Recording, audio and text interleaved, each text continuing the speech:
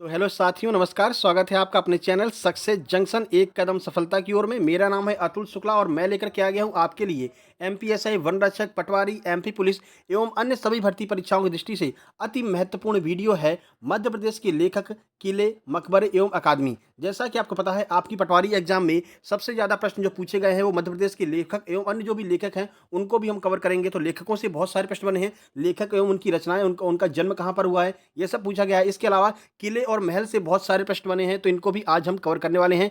Video को like कर दीजिए, चैनल को सब्सक्राइब कर लीजिए। बाकी आपको हमसे कोई भी जानकारी लेनी है, कोई भी बात अगर आपको हमसे पूछनी है, कब एडमिट कार्ड आ रहा है, कब रिजल्ट आ रहा है, तो वो आप हमसे हमारी इंस्टाग्राम आईडी मिस्टर अतुल 800 पर पूछ सकते हैं। ये हमारी इंस्टाग्राम आईडी है, फॉलो करके मैसेज करके आप कोई भी जानकारी हमसे ले सकते हैं। चलिए शुरुआत करते हैं। आपके एग्जाम में ये सारे प्रश्न आपको देखने को मिले हैं, ये भी हम बताते चलेंगे कि कब कब ये आपके एग्जाम में पूछा गया है। आइए देखते हैं आज का पहला प्रश्न। सबसे पहले आज हम कवर करने वाले हैं किले, गुफा और महल को, ठीक है। तो सबसे पहले सबसे ज़्यादा जो रिपीटेड प्रश्न है वो आपके एग्जाम में एमपी पटवारी में वो है भीमबेटका की गुफाएं किस जिले में स्थित हैं। भीमबेटका से संबंधित बहुत सारे प्रश्न आपके एग्जाम में पूछे गए। सही आंसर है रायसेन जिले में भीमबेटका की गुफाएं स्थित हैं। चलिए इस प्रश्न के बारे में कुछ अतिरिक्त जानकारी आपको देते हैं। देखिए, तो भीमबेटका मध्य प्रदेश के रायसेन जिले में स्थित एक पुरापाषाणकालीन आवासीय स्थल है। यह आदि मानव द्वारा बनाए गए शैल चित्रों और शैलाश्रयों के लिए प्रसिद्ध है। इन चित्रों को पुरापाषाण काल से मध्य पाषाण काल के समय तक का माना जाता है। ये चित्र भारतीय उपमहाद्वीप में मानव जीवन के प्राचीनतम चिन्ह है। खोज किसने की थी? तो विष्णुधर वाकड़कर ने 1957 में भीमबेटका की खोज की थी। ये प्रश्न भी पूछा जा चुका है कि इसकी खोज जो है वो किसने की थी, ये प्रश्न पूछा गया था, ठीक है। यह अपनी शैल चित्रकलाओं के लिए प्रसिद्ध है। ये प्रश्न भी आपके एमपी पटवारी में पूछा गया। तो 3 प्रश्न यहाँ से बने थे, किसने खोज की, कौन सी चित्रकला है, इसके अलावा कहाँ पर स्थित है। ये 3 प्रश्न आपके एमपी पटवारी में 3 से 4 बार रिपीट हो चुके हैं, ठीक है। आगे बढ़ते हैं। गौहर महल कहाँ पर स्थित है? कल वाला ये प्रश्न कल पूछा गया है, शाम वाली शिफ्ट में, सेकंड शिफ्ट में। सही आंसर है भोपाल में स्थित है गौहर महल। चलिए गौहर महल के बारे में कुछ आपको जानकारी देते हैं। तो गौहर महल मध्य प्रदेश के भोपाल शहर के बड़े तालाब के किनारे वीआईपी रोड पर शौकत महल के पास एक बड़ी झील के किनारे ये गौहर महल जो है वो स्थित है भोपाल में। यह वास्तुकला का खूबसूरत नमूना कुदासिया बेगम के काल का है, यानी कि इसका निर्माण जो है कुदासिया बेगम के समय पर करवाया गया था, ठीक है। आगे बढ़ते हैं। अगला प्रश्न ये भी बहुत रिपीटेड प्रश्न है। किस दुर्ग को किलों का रत्न कहा जाता है? ना मतलब एकदम चेंज हो करके आया था। किस जिलों किलों का रत्न कहा जाता है, किस दुर्ग को किलो का जिब्राल्टर किसे कहा जाता है? ऐसे करके 3 से 4 बार, 4 क्या 5-6 बार ये प्रश्न पूछा जा चुका है। हम डेली एग्जाम एनालिसिस कराते थे तो वहाँ पर हमको ये बार-बार प्रश्न मिला है। सही आंसर है ग्वालियर का जो दुर्ग है उसे किलों का रत्न या फिर जिब्राल्टर ऑफ फोर्ट कहा जाता है, ठीक है। निर्माता कौन है? तो निर्माता इसके राजा सूरज सिंह है। कब इसका निर्माण किया गया था? तो 8वीं सदी में ग्वालियर दुर्ग का निर्माण किया गया था, ठीक है। अब ग्वालियर दुर्ग के प्रमुख दरवाजे कौन-कौन से, ये भी प्रश्न पूछा गया था, तो वो दरवाजे वाला प्रश्न हम नीचे आपको बताएँगे, ठीक है। चलिए, मध्य प्रदेश के किस जिले में असीरगढ़ का किला उपस्थित है? ये बुरहानपुर वाला प्रश्न कई बार पूछा गया है। सही आंसर है बुरहानपुर में असीरगढ़ का किला स्थित है। देखिए, तो बुरहानपुर को दक्षिण का प्रवेश द्वार भी कहा जाता है। संत बुरहाउद्दीन के नाम पर बुरहानपुर का नाम पड़ा था। ये 2 से 3 बार रिपीट हुआ है कि किस संत के नाम पर जो है बुरहानपुर का नाम है, तो संत बुरहाउद्दीन के नाम पर ये है बुरहानपुर का नाम पड़ा था, ठीक है। ये प्रश्न अभी भी रिपीट हो रहे हैं लगातार, ठीक है। देखिए, बुरहानपुर अकबर का अंतिम विजय अभियान था जिसे अकबर ने सोने की चाबी से खोला था। ये एसएससी में 3 से 4 बार पूछा गया है कि किस किले को अकबर ने सोने की चाबी से खोला था, वो आपका बुरहानपुर का किला है, ठीक है। जयविलास महल कहाँ पर स्थित है? ये प्रश्न भी आपके एग्जाम में पूछा गया है। सही आंसर है ग्वालियर में स्थित है जयविलास महल, ठीक है। कुछ अन्य जानकारी देखिए, ग्वालियर नगर में महाराजा जीवाजीराव सिंधिया का निवास स्थान जयविलास राजमहल कहलाता है। वर्तमान में ये जो महल है वो एक म्यूजियम में परिवर्तित कर दिया गया है। यहाँ पर जो है सिंधिया कालीन जो भी पुरापाषाण मतलब पुराने जो है आपके औजार वगैरह हैं ना, वो सब यहाँ पर आपको देखने को मिल जाए। सिक्के वगैरह यहाँ पर आपको देखने को मिल जाएंगे पुराने समय के, ठीक है। चलिए, तानसेन का मकबरा कहाँ पर स्थित है? बहुत फेमस प्रश्न है, 5-6 बार पूछा गया है, एमपीपीएससी का फेवरेट है, आगे भी आपसे पूछा जाएगा। सही आंसर ग्वालियर। ग्वालियर में स्थित है तानसेन का मकबरा, हजीरा पर यह जो है स्थित है। यहीं पर जो है तानसेन समारोह का आयोजन भी किया जाता है। देखिए, तो संगीत सम्राट तानसेन का वास्तविक नाम, ये नाम भी इनका वास्तविक नाम पूछा गया अभी 2-3 दिन पहले ही। तो वास्तविक नाम रामतनु पांडे था। अकबर के नवरत्नों में से ये एक थे। ग्वालियर में इनका किला है। एक तो देखिए, एक तो इनका जो जन्म स्थान मतलब क्या कहते हैं उसको, मकबरा, एक तो मकबरा बेहट में है और एक मकबरा आपका ग्वालियर में है। 2 जगह पर इनके मकबरे देखने को मिलते हैं। बेहट में जो मकबरा है वो झिलमिल नदी के किनारे है। ये भी पूछा गया है किस नदी के किनारे, तो झिलमिल नदी के किनारे इनका मकबरा स्थित है बेहट में, ठीक है। अगला प्रश्न, रानी दुर्गावती की समाधि कहाँ पर स्थित है? तो बरेला में जो है वो रानी दुर्गावती की समाधि स्थित है। कुछ जानकारी देखिए, गोंड वंश की वीरांगना रानी दुर्गावती की समाधि जबलपुर से 17 किलोमीटर दूर बरेला में बनाई गई है, ठीक है। चलिए, वीडियो को लाइक नहीं किया मेरे भाई, वीडियो को अब भी लाइक कर दीजिए, चैनल को सब्सक्राइब कर लीजिए, क्योंकि फॉरेस्ट गार्ड और जेल प्रहरी, साथ ही साथ में एमपीएसआई, एमपीपीएससी की क्लासेज 25 या फिर 26 तारीख से शुरू होने वाली है, ठीक है। फ्री ऑफ कॉस्ट, कोई चार्ज आपका नहीं लगेगा। देखिए, भारत में बिना मीनार वाली मस्जिद कहाँ पर स्थित है? तो चंदेरी में स्थित है बिना मीनार वाली मस्जिद। 2 से 3 बार ये प्रश्न आपके एग्जाम में पूछा गया था। बिना मीनार वाली मस्जिद कहाँ पर स्थित है? तो ये आपका चंदेरी में स्थित है। ऑप्शन बहुत सारी मस्जिद, बाबरी मस्जिद दिया था, जामा मस्जिद दिया था, लेकिन बिना मीनार वाली जो मस्जिद है वो चंदेरी में स्थित है, ठीक है। आगे बढ़ते हैं, कुछ जानकारी आपको इस प्रश्न के बारे में बता देते हैं। तो भारत में बिना मीनार के निर्मित एकमात्र जामा मस्जिद मध्य प्रदेश में स्थित है। चंदेरी की जामा मस्जिद में 3 संगमरमर के गुंबद हैं और अन्य सभी मस्जिदों की तरह जो इसमें मीनार नहीं है। यानी कि मीनार नहीं देखने को मिलेगी, लेकिन गुंबद आपको देखने को मिलेंगे। ये चंदेरी की जो जामा मस्जिद है उसकी विशेषता है, ठीक है।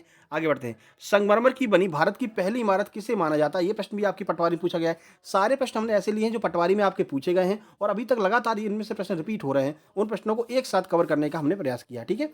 होशंग शाह का जो मकबरा है वो भारत में पहली निर्मित संगमरमर की जो है मानी जाती है इमारत, ठीक है। तो मध्य प्रदेश के मांडू में स्थित है ये होशंग शाह का मकबरा, ये भी आपको याद रखना है। मालवा के मुस्लिम शासक होशंग शाह का मकबरा स्थित है कहाँ पर? मांडू में। ये याद रखना, आपसे आगे पूछा जा सकता है। मध्य प्रदेश के किस पुरास्थल से चित्रित शैलकृत गुफाएं मिली हैं? अगर गुफा की बात की जाए, चित्रित शैलकृत गुफाएं, तो ये आपकी आदमगढ़ से मिली हैं, याद रखना। चित्रित शैलकृत गुफाओं की बात की जा रही है तो वो आपकी आदमगढ़ से मिली है। चित्रित जो शैल मतलब वो चित्रकारी जो है वो चित्रकारी कहाँ पर देखने को मिली? तो वो आपकी भीमबेटका में, ठीक है। लेकिन गुफाएं कहाँ पर हैं? वो आपकी आदमगढ़ में हैं। भरहूत स्तूप की खोज किसने की थी? सही आंसर है कनिंघम ने भरहूत स्तूप की खोज की थी। ये प्रश्न पूछा गया है। तो मध्य प्रदेश के सतना जिले में स्थित भरहूत स्तूप का निर्माण मौर्य सम्राट अशोक ने करवाया था। किसने करवाया था? तो अशोक ने भरहूत स्तूप का जो है निर्माण करवाया था। कब करवाया था? तो सन 1873 में इसका निर्माण करवाया था अशोक, जो है कि मौर्य सम्राट थे, ठीक है। आगे बढ़ते हैं, बेशनगर का गरुड़ स्तंभ किस धर्म से संबंधित है? बेशनगर विदिशा वाला गरुड़ स्तंभ 2 से 3 बार पूछा गया है आपके एमपी पटवारी में। सही आंसर है भागवत धर्म से संबंधित है बेशनगर का गरुड़ स्तंभ, ठीक है। तो बेशनगर विदिशा में हेलियोडोरस द्वारा बनाया गया गरुड़ स्तंभ भागवत धर्म से संबंधित है। ये स्तंभ है इसको खंभ बाबा के नाम से जाना जाता है। ये प्रश्न भी पूछा गया था, खंभ बाबा के नाम से किस स्तंभ को जाना जाता है? तो वो आपका बेशनगर यानी विदिशा का गरुड़ स्तंभ है, ठीक है। आगे बढ़ते हैं, मध्य प्रदेश की पर्यटन नगरी का गौरव किसे प्राप्त है? ये आपको बताना है। उससे पहले आपको बता दें कि चौहान एकेडमी पर ये एमपी पुलिस एसआई के नए बैच स्टार्ट हो गए हैं, फॉरेस्ट गार्ड के भी नए बैच स्टार्ट हो गए हैं। आप किसी भी बैच को यहाँ पर ले सकते हैं।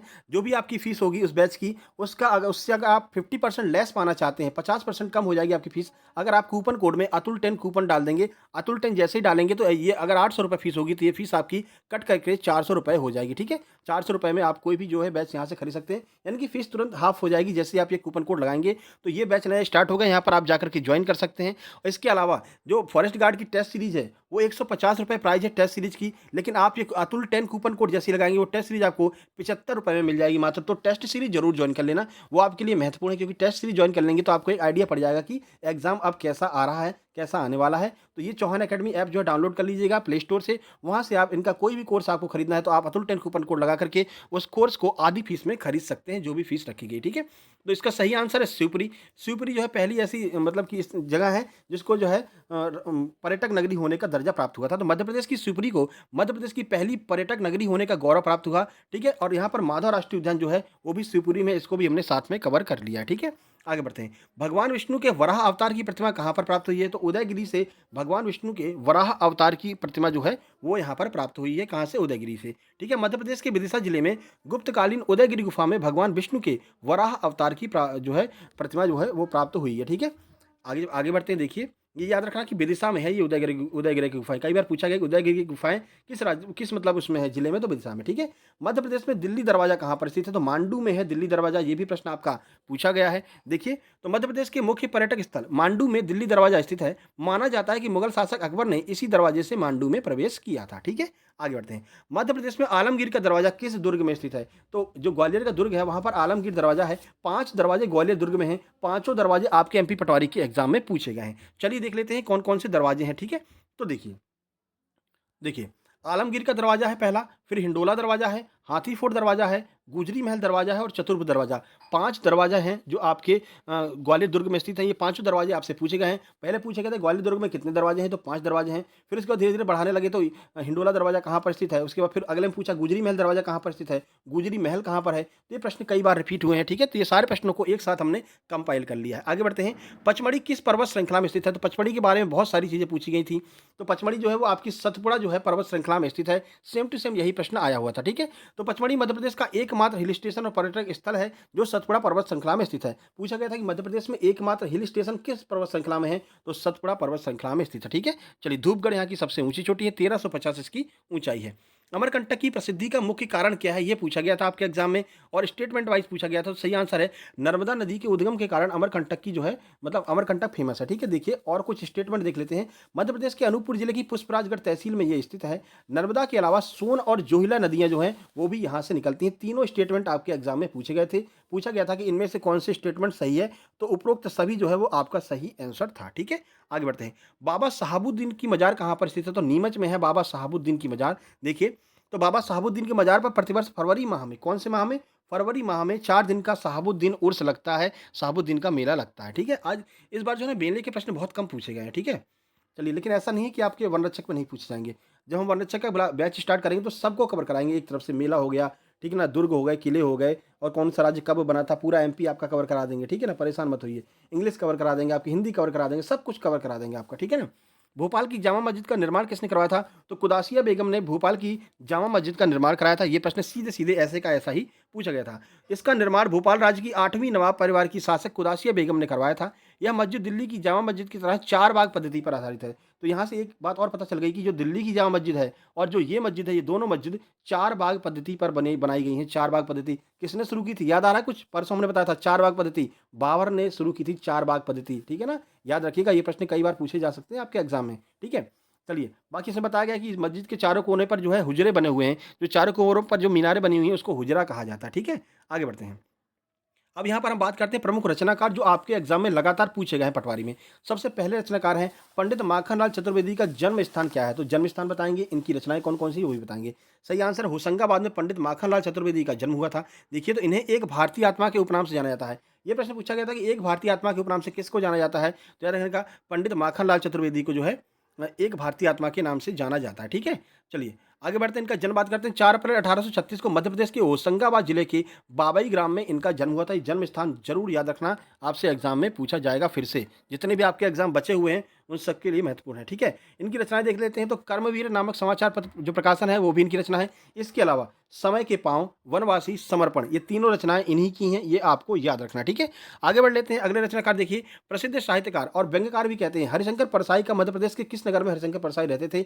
सही आंसर है जबलपुर में जो है हरिशंकर परसाई रहते थे। अब इनकी कुछ रचनाएं देख लेते हैं। हरिशंकर परसाई की रचना कई बार पूछी गई है। रानी नागफनी की कहानी, हंसते हैं रोते हैं, उनके दिन फिरे, ये सारी रचनाएं जो हैं वो किसकी हैं? तो हरिशंकर परसाई जी की ये रचना है। ये आपके एग्जाम के लिए महत्वपूर्ण है। आगे बढ़ते हैं। शरद जोशी जी की प्रमुख रचनाएं कौन-कौन सी हैं? तो सबसे प्रमुख रचना जो है वो है इनकी तिलिस्म। तिलिस्म नामक जो रचना है उससे इनको जो है प्रसिद्धि प्राप्त हुई थी, ठीक है। शरद जोशी की जन्म की बात कर लेते हैं तो इनका जन्म जो है 23 मई 1936 को उज्जैन में इनका जन्म हुआ था। ये आपको याद रखना है, इनका जन्म स्थान पूछा जा सकता है, ठीक है। अब देखिए इनकी कुछ-कुछ रचनाएं देख लेते हैं। देखिए, तो पिछले दिनों तिलिस्म, राह किनारे पर बैठ, जीप पर सवार इल्लियाँ, ये आपके एग्जाम में पूछा गया था कि जीप पर सवार इल्लियाँ किसकी रचना है? तो शरद जोशी की, ठीक है। किसी बहाने, यथासंभव, ये सब जो है शरद जोशी जी की रचनाएं हैं। आगे बढ़ते हैं। कालिदास की प्रमुख रचनाएं कौन-कौन सी हैं? तो देखिए, कालिदास की रचनाएं तो कई बार पूछी गई हैं। लगभग 7 से 8 बार आपके एग्जाम में कालिदास की रचना पूछी गई है, ठीक है। देखिए, मालविकाग्निमित्रम, अभिज्ञान शाकुंतलम, कुमार संभवन, मेघदूतम, ये किसकी रचना है? कालिदास की है। अमरकंटक की सुंदरता का वर्णन किसमें किया गया है? तो मेघदूतम नामक जो इनकी रचना है उसमें अमरकंटक की सुंदरता का वर्णन किया गया है, ठीक है। और विक्रमादित्य के दरबार में ये रहा करते थे। ये प्रश्न भी आपको थोड़ा सा दिमाग में रखना है क्योंकि पूछा जा सकता है। पद्माकर का जन्म मध्य प्रदेश के किस जिले में हुआ था? तो सागर जिले में कवि पद्माकर का जन्म हुआ था। चलिए, इनकी प्रमुख रचनाएं देख लेते हैं। तो पद्माकर की प्रमुख रचनाएं हैं हिम्मत बहादुर बिरदावली, जगत विनोद, पद्माभरण, अली जहां प्रकाश, हितोपदेश, गंगा लहरी, राम रसायन, ये सारी रचना किसकी हैं? पद्माकर जी की ये सारी रचनाएं हैं। और देख लेते हैं कुछ अन्य अन्य जो कवि वगैरह हैं। आचार्य केशव का जन्म कहाँ पर हुआ था? तो ओरछा में आचार्य केशव का जन्म हुआ था। प्रमुख रचनाएं इनकी देख लेते हैं। तो देखिए, रतन बावनी, वीर सिंह चरित्र, रसिक प्रिया, कवि प्रिया, जश चंद्रिका और विज्ञान गीता, ये सारी रचनाएं आचार्य केशव जी की हैं। जन्म कहाँ पर हुआ था? ओरछा में इनका जन्म हुआ था। सेम टू सेम ऐसा ही प्रश्न आपके एग्जाम में पूछा गया था। आगे बढ़ते हैं। अगला प्रश्न, मिट्टी की बारात किसकी रचना है? इसको हमने आपके एग्जाम एनालिसिस में काफ़ी समझाया भी था कि भाई मिट्टी की बारात जो है कैसे आई, कैसे क्या गई, वो हमने सब बताया था। तो मिट्टी की बारात शिवमंगल सिंह सुमन जी की रचना है, मिट्टी की बारात, ठीक है। तो मिट्टी की बारात डॉक्टर शिवमंगल सिंह सुमन जी की प्रसिद्ध करती है, ठीक है ना। और कुछ देख लेते हैं। इसी रचना को सूरज का सातवां घोड़ा कहा जाता है। एमपीपीएससी में पूछा गया था एक बार, ये सूरज का सातवां घोड़ा किसे कहा जाता है? तो यही मिट्टी की बारात को जो है सातवां घोड़ा कहा जाता है। शिवमंगल सुमन जी की रचना है। गजानन माधव मुक्तिबोध की प्रमुख रचना कौन सी है? तो चांद का मुंह टेढ़ा, सेम टू सेम यही प्रश्न पूछा था पटवारी में कि चांद का मुंह टेढ़ा किसकी रचना है? गजानन माधव मुक्तिबोध जी की रचना है। कुछ अन्य रचनाएं इनकी देख लेते हैं। ब्रह्म राक्षस, अंधेरे में, मैं तुम लोगों से दूर हूं, ये सारी रचनाएं किसकी हैं? गजानन माधव मुक्तिबोध की ये रचनाएं हैं। ये आपको याद रखना है। चलिए, वीडियो को लाइक नहीं किया मेरे भाई, वीडियो को अभी भी लाइक कर दीजिए, ठीक है। डेली एग्जाम एनालिसिस हम लेकर के आते हैं दोनों शिफ्ट का, वहां से हमको पता चलता है कि ये सारे प्रश्न आए हुए हैं और जो भी मेन टॉपिक होता है उसको हम यहाँ पर कवर करा देते हैं। जैसे कि इंग्लिश में PQRS आपका बहुत ज़्यादा आ रहा था, उसको हमने एक नई वीडियो बना दी ट्रिक पर। उसके अलावा आपकी एक्टिव वॉइस पैसिव वॉइस बना दी, उसके अलावा नरेशन की वीडियो बना दी, एंटोनिम सिनोनिम की वीडियो बना दी। तो ये सारे प्रश्न जो भी आपके महत्वपूर्ण टॉपिक आते रहते हैं उनके ऊपर हम जो है वीडियो बना देते हैं ट्रिक वाली, ठीक है। ये सभी वीडियो आप जाकर के सर्च कर सकते हैं। बस उस वीडियो के नाम के आगे बस आपको सक्सेस जंक्शन डालना है, जैसे PQRS बाई सक्सेस जंक्शन, एक्टिवस बाई सक्सेस जंक्शन, तो आपको वो सारी वीडियो देखने को मिल जाएंगी, ठीक है। चलिए, रामधारी सिंह दिनकर जी, इनकी रचनाएं तो कम से कम 7-8 बार आपके एग्जाम में पूछी गई, बार बार रिपीट होकर के। तो प्रमुख रचना कौन सी है? रेणुका जो है प्रमुख रचना है रामधारी सिंह दिनकर जी की। ये रचना 2 से 3 बार पूछी गई, और भी रचनाएं पूछी गई, देख लेते हैं। तो बारदौली विजय 1928 में, प्राणभंग 1929 में, रेणुका 1935 में, हुंकार भी आपकी पूछी गई थी 1938 में हुंकार, रस बसंती 1939, द्वंद्व गीत 1940, कुरुक्षेत्र 1946, धूप छां ये 1947। तो कुरुक्षेत्र ये महत्वपूर्ण है, ठीक है ना। और ऊपर जो 2 रचनाएं और आपको बताई थी वो दोनों रचनाएं आपके एग्जाम में पूछी गई थी। ये रामधारी सिंह दिनकर जी की रचना है। भवानी प्रसाद मिश्र को किस रचना से पहचान मिली थी? कौन सी ऐसी रचना लिखी थी जिससे उनको पहचान मिली थी? तो गीत फरोश नामक जो रचना है उसको लिखने के बाद में भवानी प्रसाद मिश्र जी जो है फेमस हो गए थे। चलिए देख लेते हैं कुछ और रचनाएं। तो कविता संग्रह की बात करें तो गीत फरोश, चकित है दुख, गांधी पश्यति, बुनी हुई रस्सी, ये आपके लिए महत्वपूर्ण है, ठीक है। खुशबू के शिलालेख, त्रिकाल संध्या, व्यक्तिगत परिवर्तन जिए, अनाम तुम आते हो, इदम न मम, शरीर कविता, फसलें और फूल, मानसरोवर दिन, ये सारी रचनाएं किसकी हैं? तो ये सारी रचनाएं भवानी प्रसाद मिश्र जी की हैं, जो आपके एग्जाम में पूछी जा रही हैं। अंधेरी कविताएं, तूस की आग, कालजयी, नीली रेखा, तक और सन्नाटा, ये सब रचनाएं इनकी हैं, आप एक बार देख करके जाना। सुभद्रा कुमारी चौहान की प्रमुख रचना कौन सी है? तो झांसी की रानी, ये सुभद्रा कुमारी चौहान की प्रमुख रचना, यही आपके एग्जाम में 2-3 बार पूछा गया है, ठीक है। कुछ और रचनाएं देख लेते हैं, देखिए सुभद्रा कुमारी चौहान की। तो झांसी की रानी, मेरा नया बचपन, जलियांवाला बाग में बसंत, यह कदम का पेड़, ठुकरा दो या प्यार करो कोयल, पानी और धूप, वीरों का कैसा हो बसंत, खिलौने वाला, ये सारी रचनाएं सुमित्रा कुमारी वो सुभद्रा कुमारी चौहान की हैं, ये आपको याद रखना, ठीक है। आगे बढ़ते हैं। सुमित्रानंद पंत की प्रमुख रचनाएं कौन कौन सी हैं? सुमित्रानंद पंत के बारे में एक प्रश्न यह आया था कि किसे प्रकृति का सुकुमार कवि कहा जाता है? तो वो सुमित्रानंदन पंत हैं। चलिए इनकी रचना देख लेते हैं। तो देखिए इनकी प्रमुख रचनाएं कौन कौन सी हैं।